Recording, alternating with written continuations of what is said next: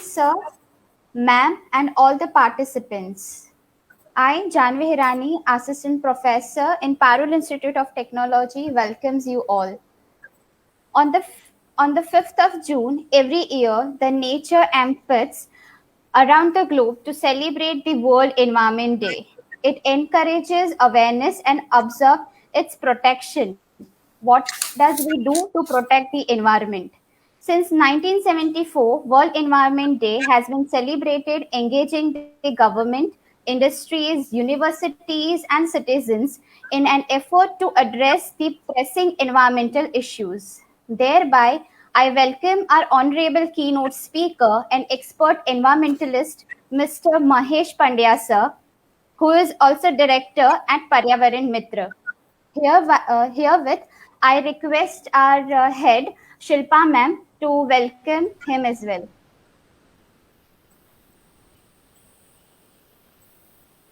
Good afternoon to everyone who are present over here, who are attending the webinar.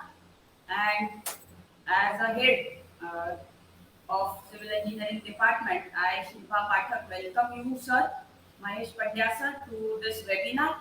And I congratulate all the participants who are attending this webinar because as today day is observed as Environment Day, it is our responsibility to keep our environment safe and clean. And the major threat today is who will save the earth? Someone else will do it, and that should not happen. So it is my humble request to all the responsible citizens to take care of the Mother Earth.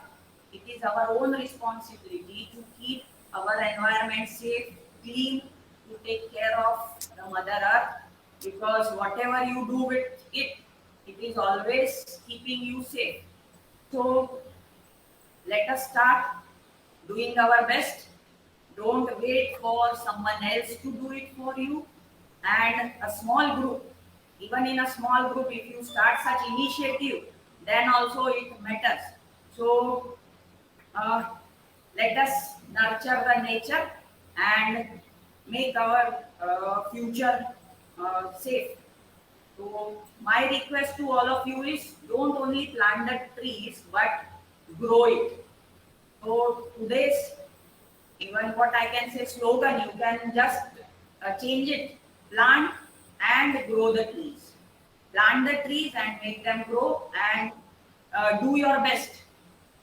Keep our environment safe. This should be the motto for not only today's day, all the day. Throughout the year, you should have to celebrate Environment Day because this pandemic have shown everyone how important the oxygen is for everyone. So if you don't cater for your environment, then you will be at loss. So I request all of you to take this opportunity. We have expert Mahesh Pandya sir, and he will be giving some guidance or he will enlighten you on this scenario. So take this opportunity on a very positive manner and keep our environment safe. Do your best. Keep doing the things which are good for the nature. Thank you, and I hope you will enjoy the webinar. Happy learning to everyone. And it is uh, Mahesh Pandya sir. I thank you very much for giving your valuable time, and over to you. The stage is yours now. You can. Yes, ma'am. Thank you so much, ma'am. And herewith, I request Mahesh sir to aware us regarding our topic, that is climate change and sustainability, international strategies and actions. Yes, sir. So now I'll just present your PPT. Namaskar, Shilpa madam, Janvi madam, and all the students.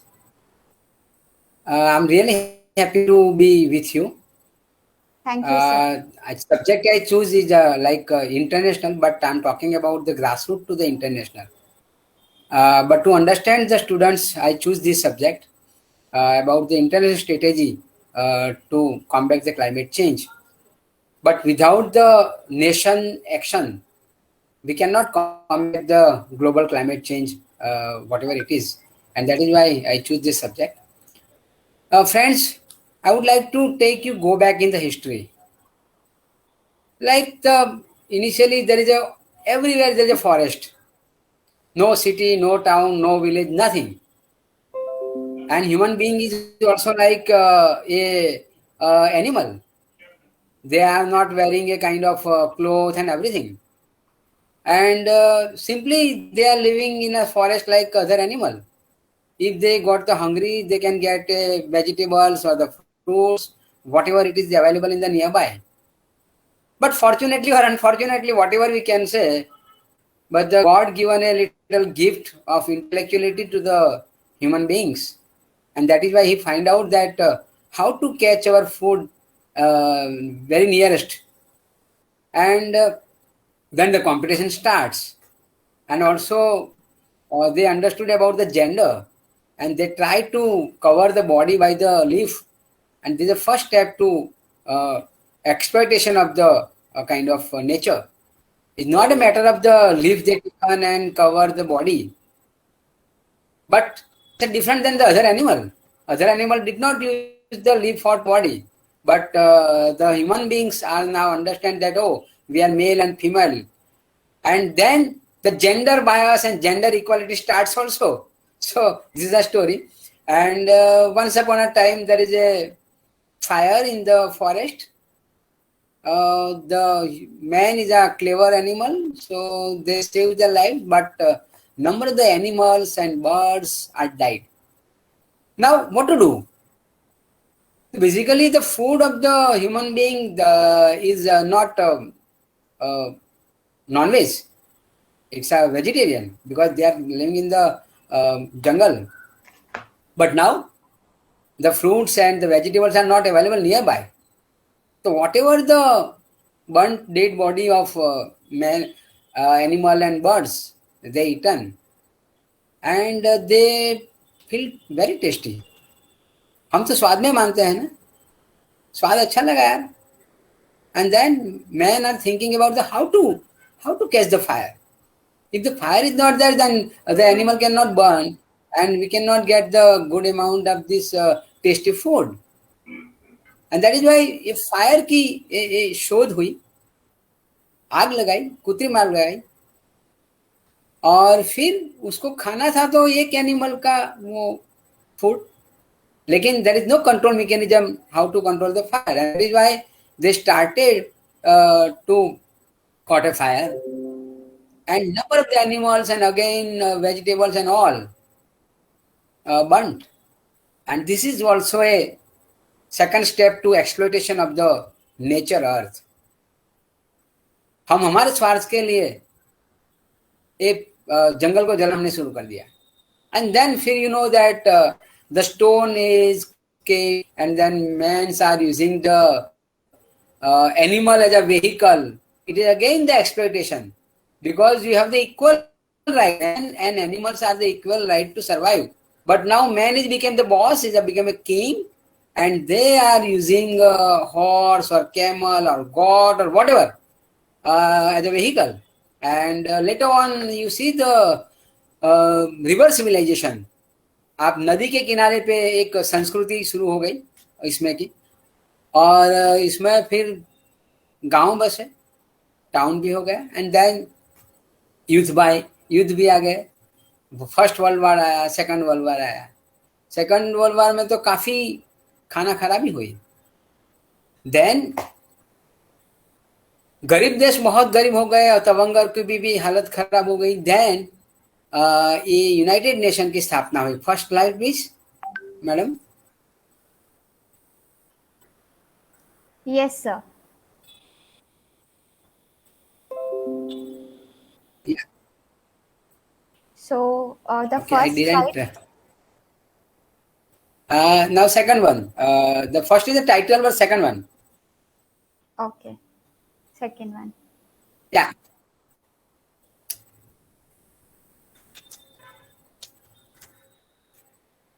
So the climate change कि जो बात हम इसलिए कर रहे हैं कि भाई ये शुरू हो गया, and today the climate change is the most urgent issue affecting the whole planet right now. It has been described as defining the human development issue of our generation.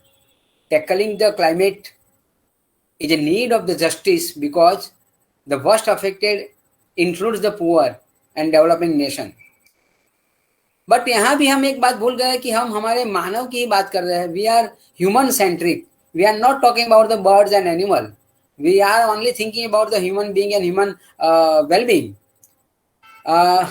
So the developing countries have 98% of the seriously affected and 99% of the all deaths from the weather related disaster, along with other 90% of the total economic losses, while the 50 least developed countries contribute less than 1% of the global carbon emission. मैं 2012 में I went to attend a climate change conference at Doha, Qatar, and one Philippines negotiator, one lady, she is around 70 years old lady, and the plenary session she literally cried. She told to the assembly that look, after few years, our Philippines, Iceland's definitely submerged into the ocean because of the flood and drought and tsunami and everything. And we are not responsible because we are not producing a single ton of the carbon. But America, Europe, Japan and other developing countries, they are consuming more and more and emitting the carbon. And why we should the sufferer? And that is why in front of this plenary, she appealed to the audience that after few years we were not alive, हम जिंदे नहीं होंगे.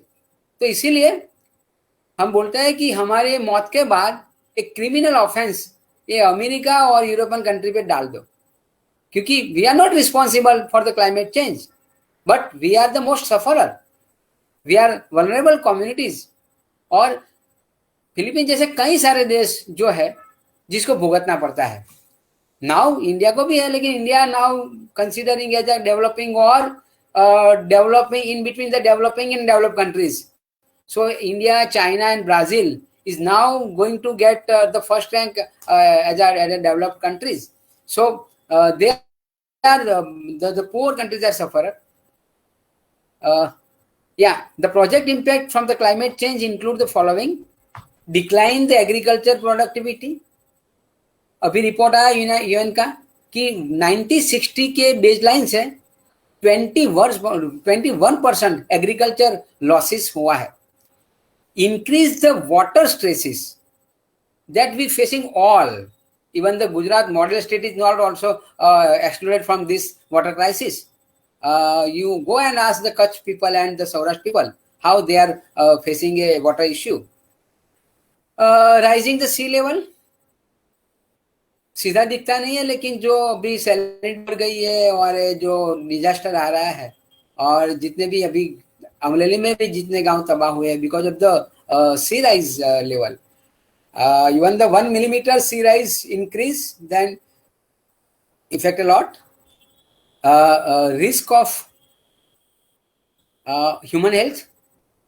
अभी जो corona जो है ये UN का अभी भी रिपोर्ट आया था यूएनईपी का in month of I think December 2020 कि बायोडाइवर्सिटी हमने खलास कर दी है और उसकी वजह से ये फ्लू और वायरसेस जैसा डिसीज बढ़े हैं और आज हम भुगत रहे हैं कि ये हम जो अदरवाइज जो बायोडाइवर्सिटी अच्छी होती थी नहीं होता. आपने तो सुना था कि लास्ट ईयर ये तीड़ जो होते हैं और तीड़ का आक्रमण हुआ था.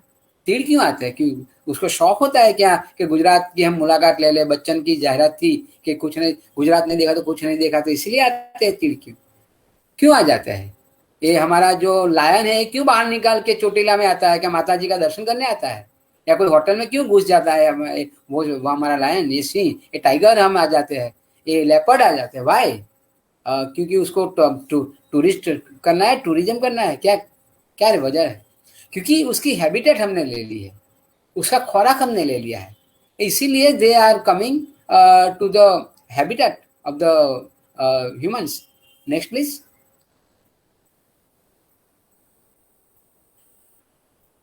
Hello,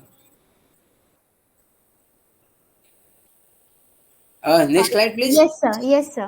Yeah.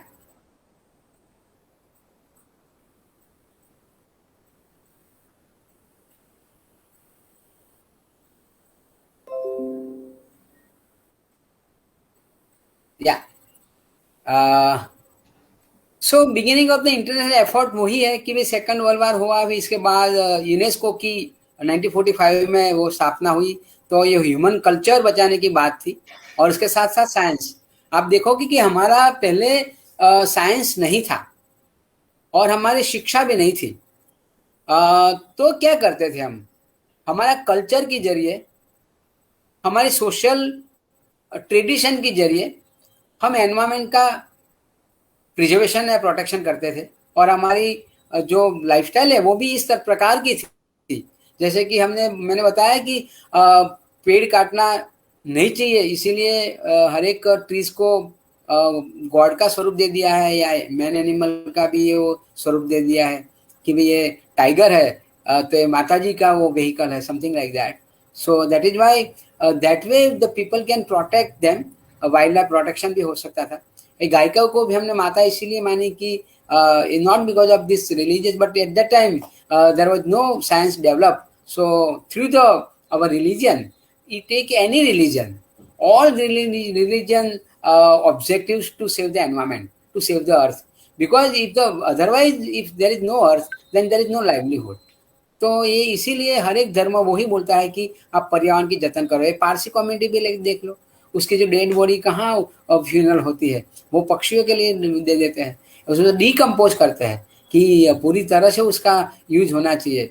हम जलाते हैं तो कई बार ऐसा भी हो सकता है कि जलाने का फायदा भी है कि कोई डिसीज है तो इसमें से निकल जाए ये सब, लेकिन ये जलाने से वो हमारी लकड़ियाँ भी यूज होती है और पूरा। लेकिन पारसी लोग ऐसा नहीं करते हैं, पारसी लोग ऐसे डाल देते हैं, खुली जगह होती है, इसमें एक वेल जैसा बनाया होता है और रख देते हैं, तो फिर पक्षी आके खा जाते हैं, तो उसका एकदम यूज हो जाता है।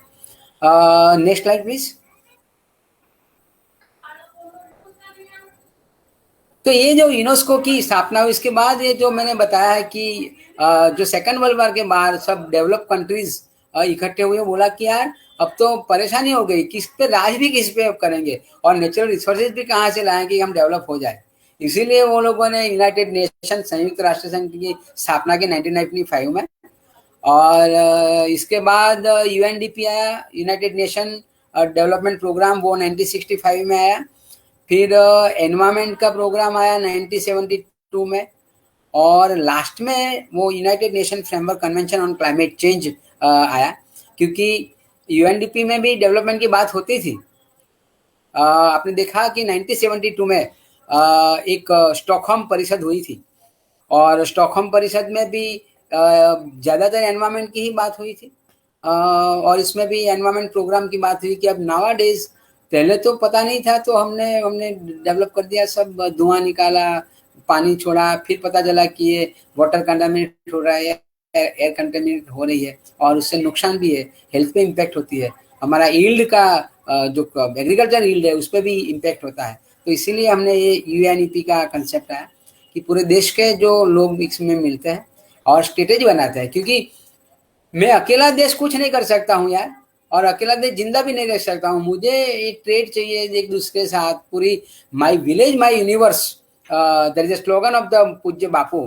तो अकेला कोई विलेज काम नहीं कर सकता, अकेला कोई देश काम नहीं कर सकता है, कि it is a global impact, and that is why United Nation environmental program में ये तय हुआ कि एनवायरमेंट के बारे में जो विश्व के जो देश है वो लोगों के इकट्ठा होके एक साझा प्रोग्राम, द कॉमन प्रोग्राम बनाना चाहिए, और उसके जरिए एनवायरमेंट का प्रोटेक्शन होना चाहिए। तो ये जो 1972 में हुई, इसके बाद 92 में रियो द जानेरो में भी कॉन्फ्रेंस हुए, इसमें भी ये सब बात आई, और फिर एनवायरमेंटल इम्पैक्ट असेसमेंट की और ये सब बात आई, फाइनली जो बात ये हुई कि we are emitting a carbon emission, and that is why जो जो टेम्परेचर बढ़ रहा है, and to rising a temperature it's create a global warming, और ग्लोबल वार्मिंग की वजह से you all are the engineering students, so you know better the climate change जो हुआ है, ये पर उसका रिजल्टेंट है बेसिकली ग्लोबल वार्मिंग से जो ग्रीन हाउस इफेक्ट हुई, और ग्रीन हाउस इफेक्ट की वजह से फाइनल जो रिजल्ट हमको मिला है वो क्लाइमेट चेंज है। इसीलिए आपने देखो कोई yesterday it was raining in Ahmedabad. Actually हम जो बारिश है वो 15 जून या 17 जून के आसपास गुजरात में बारिश होती है, लेकिन इसके पहले भी जो जो साइक्लोन आया था ताउते, इसमें भी बारिश हुई, और yesterday also we enjoyed the बारिश। एक्चुअली एंजॉयड नहीं बोल सकता है क्योंकि ये नुकसानकारक है, जब चाहिए तब वो अच्छी है, क्योंकि हम तो मौसम प्रदेश वाले कंट्री है, और इसमें जो सीजन होती है मानसून, विंटर और समर, लेकिन जब डिस्टर्ब हो जाती है तो हमारा एग्रीकल्चर को भी नुकसान होता है, दूसरे कई सारे नुकसान होते हैं। तो ये हुआ है because of this climate change, global warming की वजह से जो ग्रीन हाउस इफेक्ट हुई और उसका जो क्लाइमेट चेंज हुआ, इसमें से ये आई बात। गुजरात में भी कितनी बार अब तो बार बार वो साइक्लोन टाइफून आता रहता है, सुनामी जैसे, और उसके पहले भी आते तो थे, ऐसा नहीं था कि it is the first time, और पिछले 20 साल से ही आते हैं। ये सुनामी और साइक्लोन वो तो बहुत सैकड़ों से पहले से भी आते थे, लेकिन उसका नुकसान नहीं होता था क्योंकि जंगल हमारे पास बहुत अच्छे थे। We have very good dense forest, and also we have a protection wall at the seashore called the mangroves.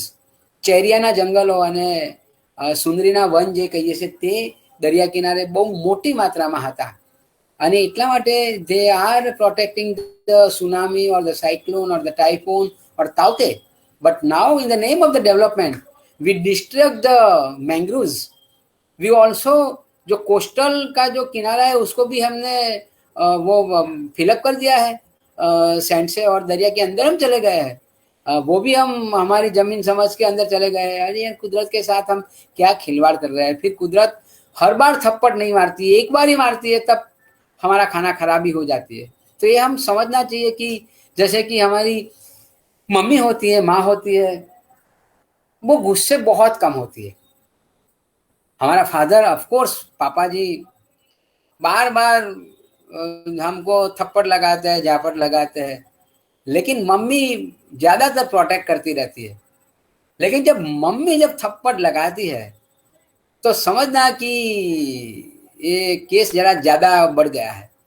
तो ये मदर अर्थ जब थप्पड़ लगाती है, ये फ्लड आता है या ड्रॉट आता है या सुनामी आती है या टाइफून आता है, तो समझना कि ये माँ अर्थ, ये माँ भूम को, ये मदर अर्थ को हमें कितनी परेशान किया है कि तब जाके ये मदर अर्थ हमको थप्पड़ मारने आती है। We have to seriously think about that why the mother earth ये थप्पड़ लगाया हमको, ये ताउते क्यों आया। तो एक प्रॉब्लम है। तो ये जो यूएनएफसीसी की रचना इसीलिए हुई। Next please.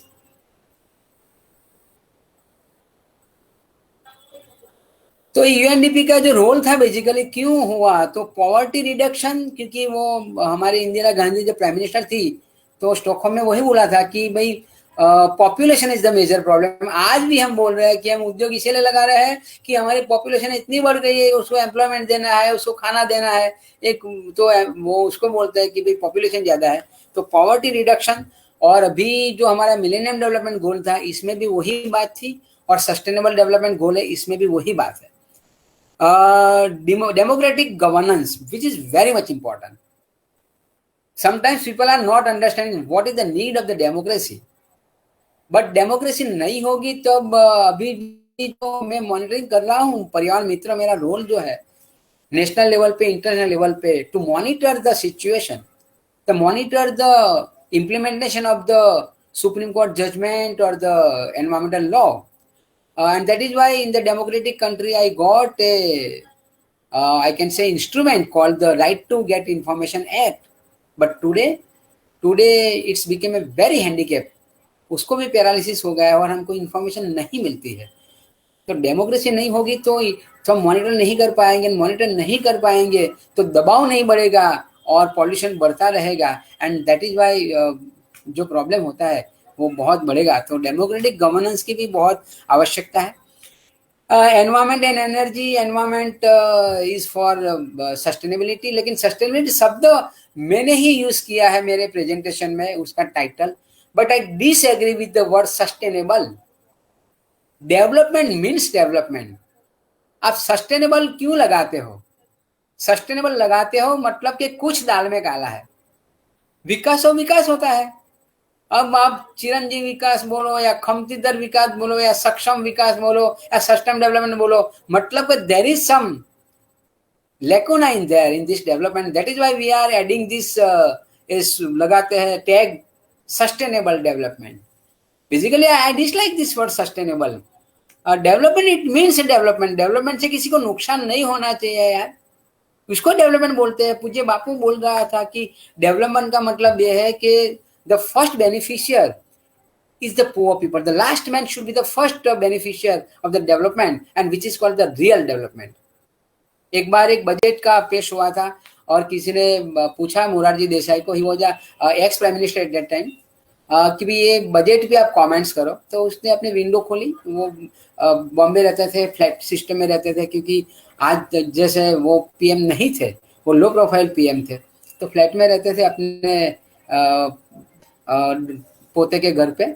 विंडो खोली और पत्रकार को बताया कि ये बाहर जो जो रैंकड़ी लेके जा रहे हैं वो पति पत्नी, उसको जाके पूछो कि ये बजट से आपको क्या फायदा हुआ, and then you come to me. पत्रकार समझ गया, वो भाग गया।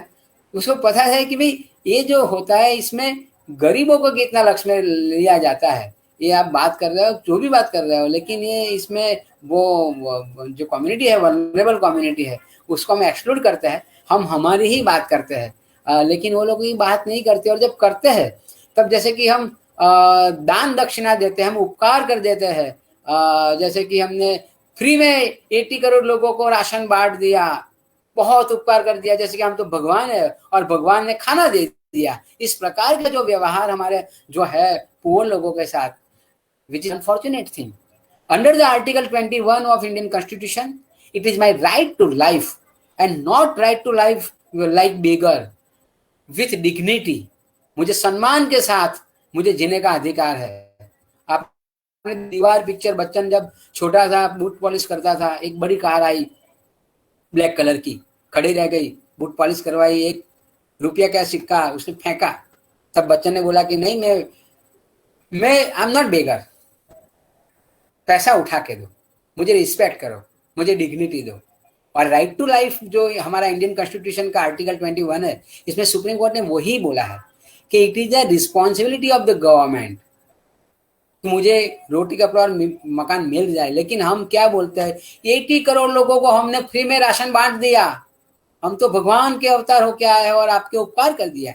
ये जो जो जो होती है फीलिंग, वो is the insult to the poor people यार, वो नहीं होना चाहिए। और इसीलिए प्रोग्राम का नाम है crisis prevention and recovery.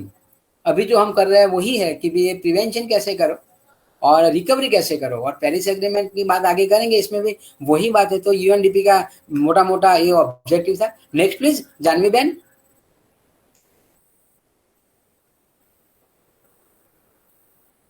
UNEP.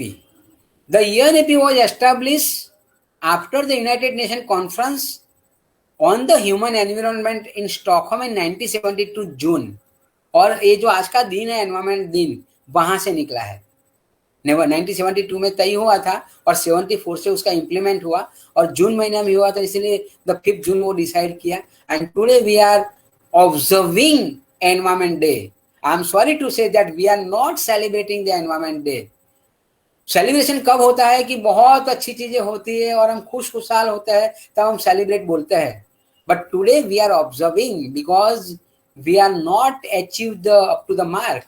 जब ये हो जाएगा तब definitely we will celebrate the 5th June as a happy environment day. But today we are going to, I mean हम मेंटेन करने जा रहे हैं, उसको ठीक करने जा रहे हैं।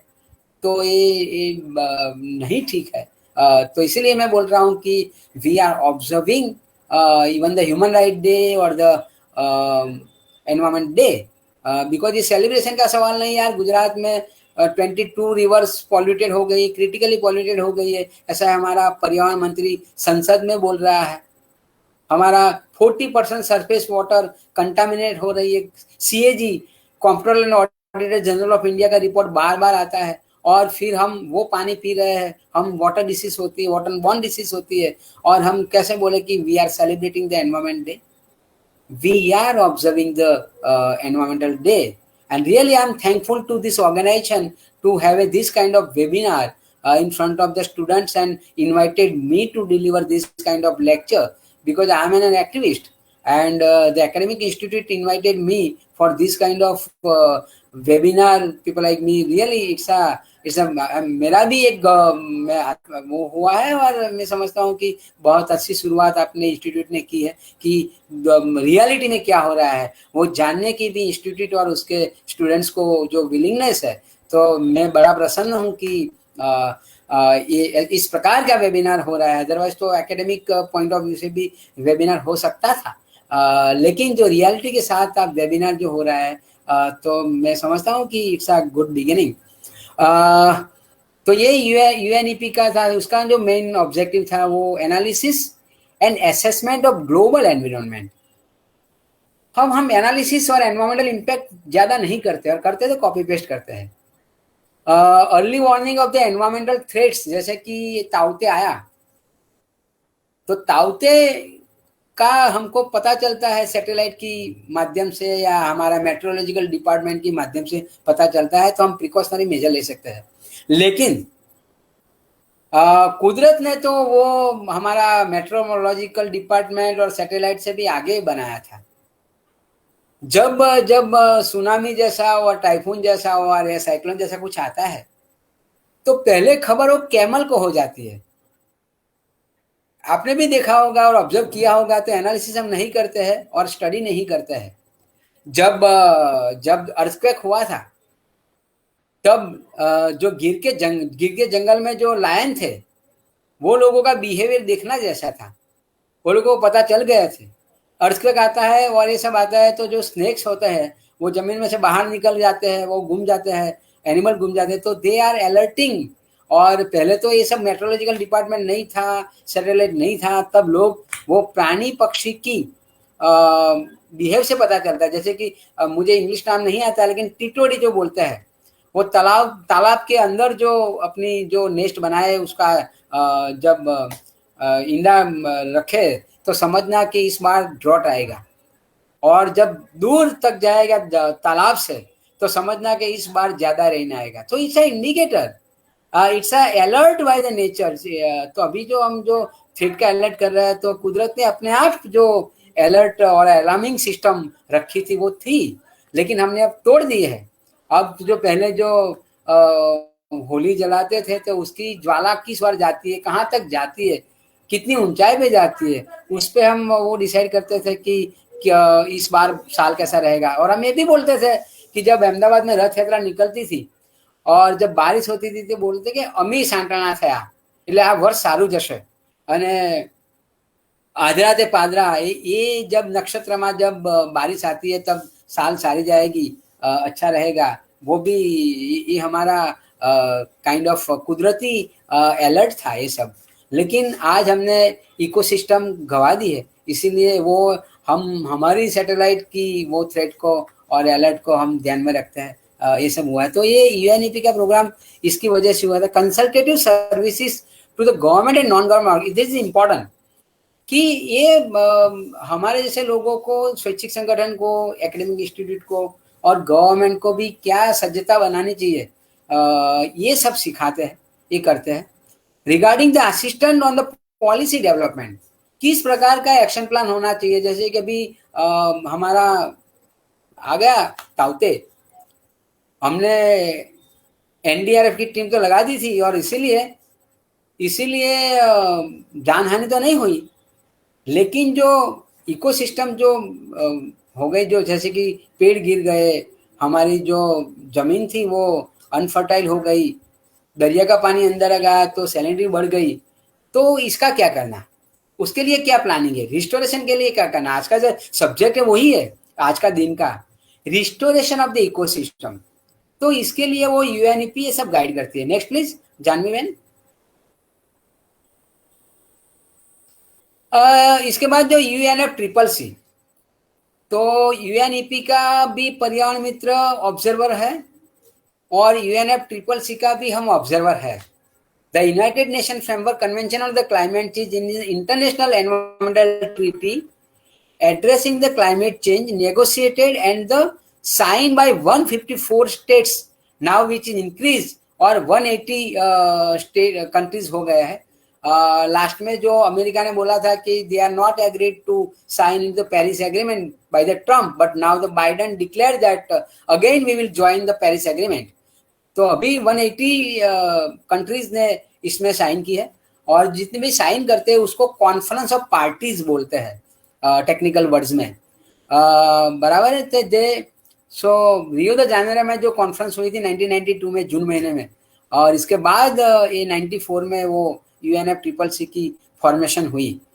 एंड हम जो ऑब्जर्वर है तो हमारा रोल क्या होता है कि जहाँ भी वो सब कॉन्फ्रेंस होते हैं तो they invited us and we are taking part into the draft negotiation. We are lobbying भी करते हैं क्योंकि एक्टिविज्म करते हैं तो हमारे देश की क्या स्थिति है, और ये जब ट्रीटी हो रही है तो हमारा देश को क्या होगा, फायदा होगा, नुकसान होगा, उसका अभ्यास करते हुए हम लॉबिंग करते हैं। और जो ट्रीटी में जो नेगोशिएटर्स होते हैं, हर एक देश की एक टीम होती है जो नेगोशिएट करती है और फाइनल ड्राफ्ट होता है। तो हम अलग अलग देश के नेगोशिएटर को मिलते हैं जिसका जो पॉलिसी में जरा इन्फ्लुएंस होता है। तो ये जब कॉन्फ्रेंस होती है तब हम दौड़ भाग मचाते हैं, यहाँ मिलते हैं, किसी को मिलते हैं, ये मिलते हैं वो, और लॉबिंग करते हैं अच्छी तरह से। वो हमारा रोल है पर्यावरण मित्र का। एज अ ऑब्जर्वर हम लॉबिंग भी करते हैं और ड्राफ्टिंग में हम हमारा हिस्सा लेते हैं। Next please. स्टॉकहोम कॉन्फ्रेंस की तो बात हो गई। अब तो ये यूएनएफ ट्रिपल सी की भी बात हुई, क्यों उसकी जरूरत हुई, क्योंकि वो स्पेसिफिक काम करना है क्लाइमेट चेंज में। तो यूएनईपी तो था, यूएनडीपी भी था, लेकिन एक क्लाइमेट चेंज को मिटिगेट करने के लिए उसको ये करने के लिए हमने वो स्पेशल से वो एक सेल बनाया यूनाइटेड नेशन में यूएनएफ ट्रिपल सी का, और उसकी जरिए हमने क्योटो प्रोटोकॉल भी लाए और पेरिस एग्रीमेंट भी लाए, और जो हमारा नेशनल जो एक्शन प्लान होता है क्लाइमेट चेंज का उसकी वजह से होता है। Next please. A conference of the parties is top decision making body of the UNF triple C. जितने लोगों ने सिग्नेचर की है तो वो उसके हिस्सेदार होते हैं। और जब कॉन्फ्रेंस एवरी ईयर होती है, ज़्यादातर नवंबर और दिसंबर में होती है। लास्ट ईयर ग्लासगो में होनी थी नवंबर में, लेकिन ड्यू टू कोविड पेंडेमिक नहीं हुई। इस बार भी ग्लासगो में है, लेकिन टिल डेट डिसाइड नहीं हुआ है कि फिजिकली ये कॉन्फ्रेंस होगी या नहीं होगी। 2015 में पेरिस में हुई थी और इसमें पेरिस एग्रीमेंट में निकल के आया, और इस पर फिर रूल्स होते हैं और इसमें एक्शन प्लान होते हैं और लोग काम करते हैं और रिव्यू करते हैं और फिर ये पेश करना होता है। तो हर बार हर साल ये कॉन्फ्रेंस ऑफ पार्टीज की मीटिंग होती है। तो इस बार भी पता नहीं ग्लासगो में यूके में होगा या नहीं होगा, लेकिन its ultimate objective is to stabilise of the green house gases concentration in the atmosphere at a level that would prevent the dangerous जो होता है मैन मेड वो बनाया है इसमें interference with the climate system. Such a level should be achieved within a time frame. अभी 2030 का time दिया है, कितना होता है देखते हैं कि भाई 2.5 तक हम नीचे ले जाएंगे टेम्परेचर 2030 में। आज तक तो इतना कोई जो टारगेट दिया होता है एमडीजी में भी दिया था, मिलेनियम डेवलपमेंट गोल में नहीं हुआ। इसके बाद एसडीजी आया, अब इसका भी होता है नहीं होता है पता नहीं, लेकिन होप के we will work together and do something to reduce our temperature and to save the globe. The both the develop and developing countries accept a number general community, they will adopt a national program for the mitigation climate change and develop strategies for the adapting to the impacts. ये बहुत समझने जैसी बात है, important है, आपको भी ये ख्याल रखना चाहिए। बेसिकली जो पेरिस एग्रीमेंट है उसका दो मकसद है, एक मिटिगेशन करना है और दूसरा एडेप्टेशन करना है। इसकी बात आगे हम करेंगे, लेकिन इसके लिए वो UNFCCC की वो रचना हुई है। Next please. 1997 में क्योटो प्रोटोकॉल आया, वो क्योटो सिटी में हुआ था जापान के, इसीलिए क्योटो नाम से हुआ। पेरिस में हुआ इसीलिए पेरिस एग्रीमेंट बोलते हैं। कतार में होता है तो कतार एग्रीमेंट जैसे कुछ बोलते हैं। To achieve the stabilise the green house gas concentration in the atmosphere, ये जो मैंने बात बताई तो उसके लिए वो क्योटो प्रोटोकॉल हुआ। To ensure that the food production is not threaten, अभी फूड सिक्योरिटी का बहुत बड़ा प्रॉब्लम हुआ है। मैंने बोला ना कि UNEP ने एक रिपोर्ट निकाला था और बोला कि 1960 की बेसलाइन से आज 21% हमारा फूड जो प्रोडक्शन है वो कम हो गया है। और अफ्रीका जैसे देश में तो 31% एग्रीकल्चर लॉसेस हुआ है, जो मौसमी प्रदेश है वहाँ बहुत समस्या होती है।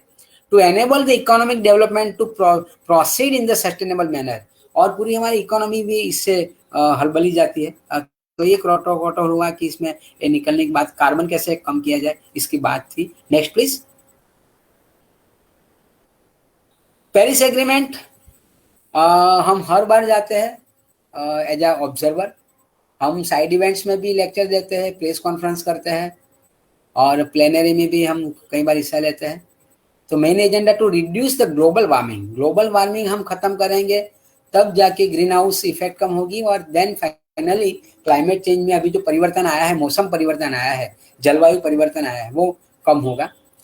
Currently, the total average temperature of the Earth has increased and is around the 1 degree centigrade from the minus 037 degrees in 1990. तो ये 1990 की सापेक्ष में ये कम करने की बात है। It is mainly cause by the emission of green house gases and the need to be control, ये उसको कंट्रोल करने की बहुत आवश्यकता है। Agrees to make a measure to keep the increase the below the 2 degree centigrade as far as possible at 1.5 degrees, जो मैंने बात बताई। Every country has to take a step through the set of the national determination contribution, पहले intention शब्द का use किया था, वो निकाला गया और अब सिर्फ NDC का यूज है, national determination contribution. What is mean is, हमने एग्रीमेंट किया है तो हम एक ग्रीन हाउस गैसेस कम करने के लिए क्या करेंगे। तो भारत सरकार ने 2016 में 2 अक्टूबर को हमारा national determination contribution report UN में सबमिट किया। इसमें हमने सोलर और विंड पे ज़्यादा जोर लगाया है और हम बोलते हैं कि हम कोल कम करके ये बढ़ाएंगे और ग्रीन हाउस गैसेस कम करेंगे। लेकिन मेरी बात यह है कि जो एडेप्टेशन की बात है वो ज़्यादा नहीं की गई है। आज कोई भी ले लो आप, फ्लड ले लो, ड्रॉट ले लो या साइक्लोन ले लो, who are the sufferer? In India, there is a 60% people are totally dependent on natural resources. गांव में पशुपालक होते हैं, उसके पास अपनी खुद की जमीन नहीं होती है, अपने खुद के खेत नहीं होते हैं, वो कॉमन ग्रेजिंग लैंड में अपने वो एनिमल को ले जाते हैं और फिर इसमें से अपनी आमदनी आती है। आपे કેરાનું અથાણું સાંભળ્યું છે નામ? એ કેરાના ઝાડ પ્લાન્ટેશન નથી કરવામાં આવતું, એ વેસ્ટલેન્ડમાં થાય છે અને આપણી ગરીબ બહેનો એ વીણ્યાવે છે અને માર્કેટમાં મૂકે છે। द सेम वे द कंकोड़ा जो बोलते हैं, वो कंकोड़ा का भी एग्रीकल्चर हम सिस्टमेटिक नहीं करते थे। वो भी हमारा जो फेंसिंग जो होती थी खेत की उसमें होता था और गरीब बहनें उसको लेके आती थी, मार्केट में रखती थी। तो इस प्रकार की हमारी रूरल इकोनॉमी चलती थी कि ये जो कॉमन जो प्लॉट होते हैं और इसमें से आते हैं, ये सब था। तो पेरिस एग्रीमेंट में जो बात है वो बेसिकली फिनांस, टेक्नोलॉजी और कैपेसिटी बिल्डिंग, क्योंकि फिनांस हमारे पास नहीं है, हमको कुछ करना है लेकिन हम भी फिर भी गरीब है, फिलीपाइंस कहाँ से लाएंगे। टेक्नोलॉजी हमारे पास नहीं है, तो जो बड़े बड़े देश है वो लोगों को टेक्नोलॉजी देनी पड़ेगी हमको, और हमको कैपेसिटी भी बिल्ड करनी पड़ेगी। ये जो पेरिस एग्रीमेंट में लिखा है। Next please.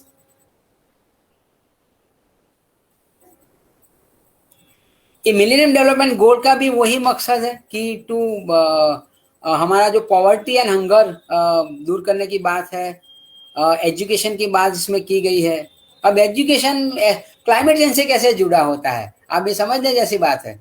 जैसे कि पानी नहीं आ रहा है और बच्चे को पानी लेने जाता है, तो वो पानी लाएगा यार स्कूल में पढ़ाई करने जाएगा, और किसी प्रोजेक्ट है उसमें डिस्प्लेस होते हैं बच्चे, तो फिर बच्चे पढ़ेंगे कैसे। जैसे कि अभी अहमदाबाद की और बड़ौदा की भी बात करें तो जो प्लास्टिक वेस्ट पिकर्स होते हैं वो फुटपाथ पे रहते हैं, तो उसके बच्चे कहाँ पढ़ेंगे। तो उसकी पॉवर्टी है, उसकी वजह से वो पढ़ नहीं रहे हैं, तो वो भी एक क्लाइमेट चेंज का ही एक रीजन है। तो ये एमडीजी गोल है। ये वो नहीं हुआ तो इसके बाद एसडीजी गोल है। Next please.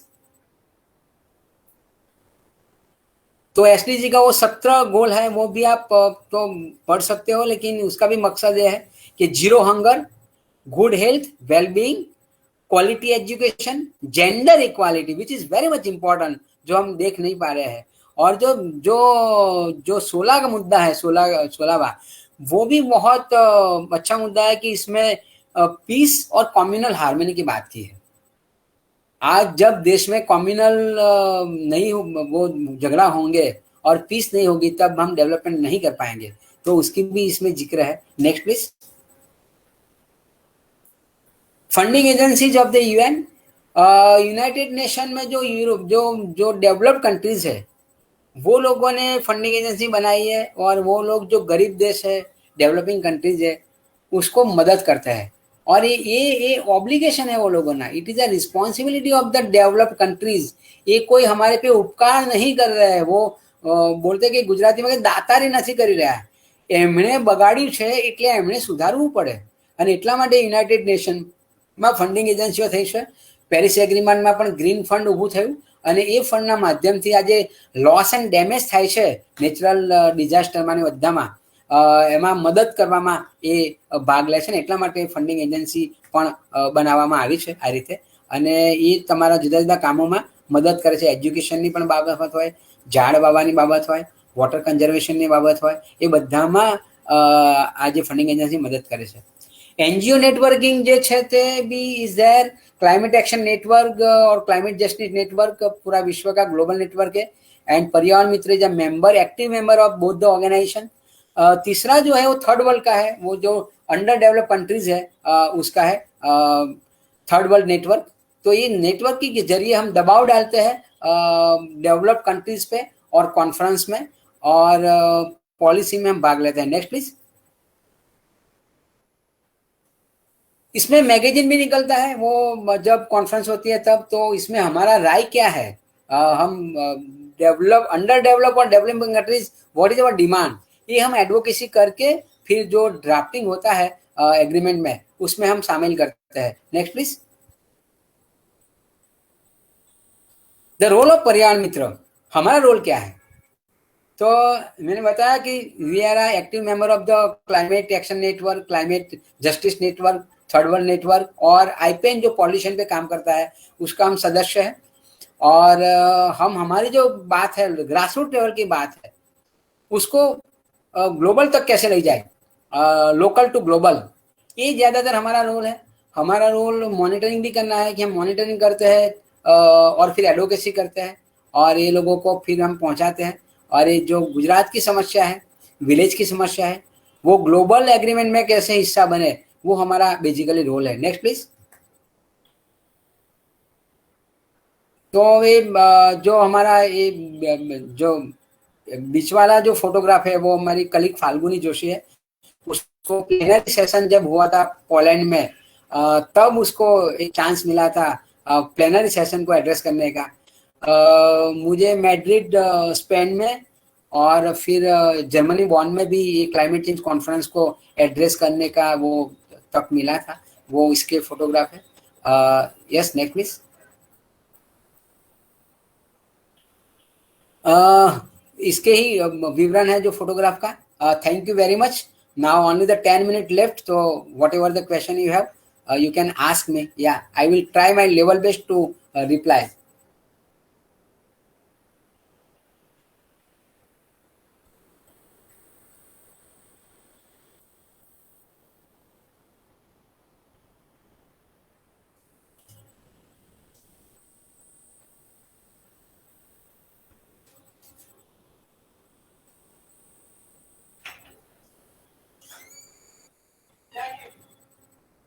બધું ખોલાય નહીં.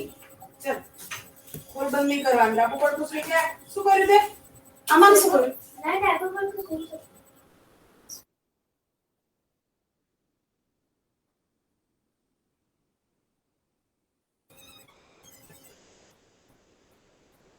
So I request HOD ma'am and we have Chintan sir with us to ask any of the questions regarding our topic.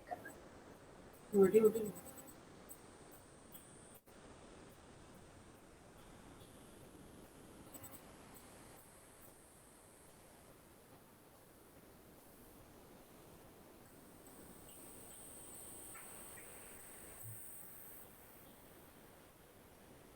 Okay. So on the behalf of Civil Engineering Department, Parul Institute of Technology, our respected principal sir, our HOD ma'am, and all the participants, I thank you sir for such a knowledgeable and enlightened lecture. And thank you so much sir for giving your precious time and sharing your knowledge with us.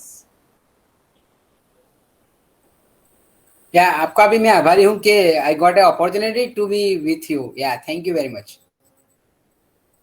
Thank you, sir. So I hope there are no questions regarding this webinar. Chintan, sir, ma'am.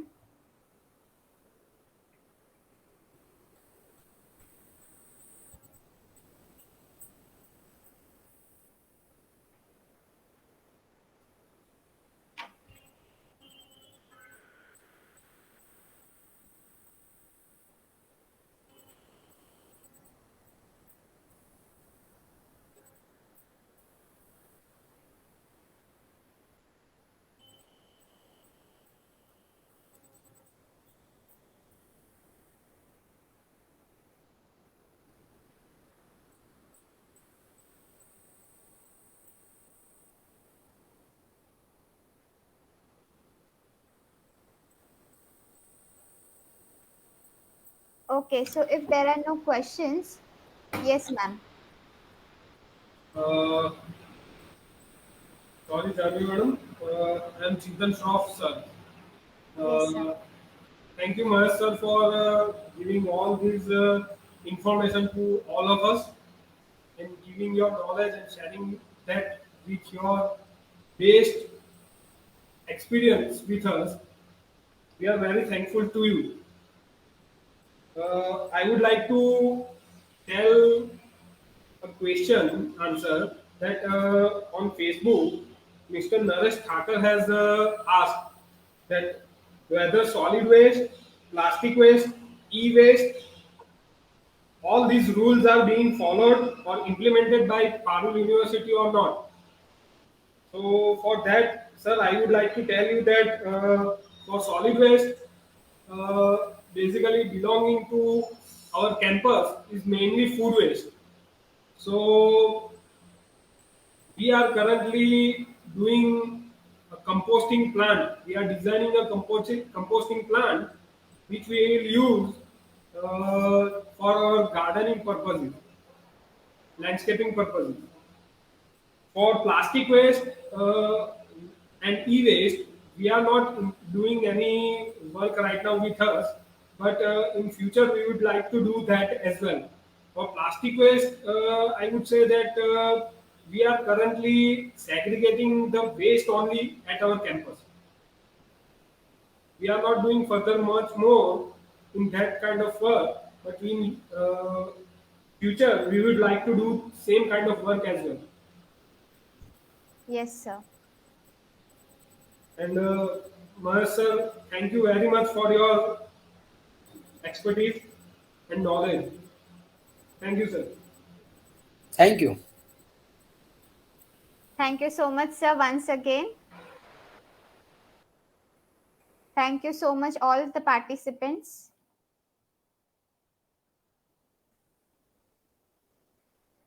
So I'll be posting the feedback link in the Facebook Live itself.